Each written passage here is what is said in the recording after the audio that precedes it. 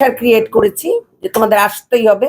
আমি কিন্তু সমাপ্তি ভাইকে কিছু বলি নাই, বিকজ অফ আমি দেখেছি যে সে মানে মানে শতাব্দী ভাই যেরকম আমাদের সাথে খুবই ঘুলমিলকার চলে আর কি, আমার মনে হয়েছে সমাপ্তি ওয়াদুদ ঠিক সেইভাবে আমাদের সাথে কেন জানি ওই রকম কমফোর্টেবল ছিল না।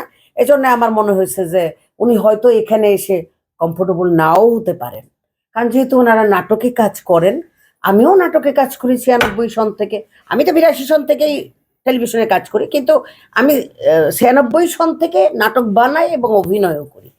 তো সেই থেকে এই পর্যন্ত সবাইকে দেখেছি। তো ওনারা একটু আমাদের সাথে আনকমফোর্টেবল হয়, বিকজ ওনারা মনে করেন আমরা সিনেমার লোক। ওনারা কথায় কথা বলে বেড়ান এটা যে সিনেমার লোক। যেমন ধরেন আমি ৯৬ থেকে যদি আপনি হিসাব করেন, এটা 2014, মানে কত বছর হইল? ২৮ বছর। ২৮ বছর কিন্তু আমি আজও সিনেমার মানুষ ওনাদের কাছে, আমি আজ ওনাদের মানুষ হইতে পারি নাই। তো এই আর কি বিষয়টা।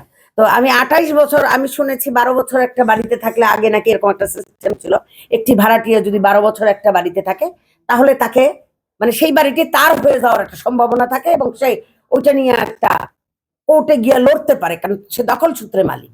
তো আমি ২৮ বছর মিডিয়াতে কাজ করছি, এবং আপনারা সবাই জানেন আমি খুব মানে ব্যস্ত একজন অভিনেত্রী ছিলাম।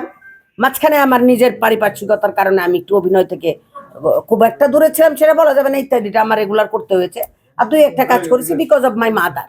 আমার মা অসুস্থ, আমার বাবা নাই, আমাদের ভাই বোনেরা সবাই ব্যস্ত, মানে সেভাবে আমার মাকে টেক কেয়ার করার কেউ নাই।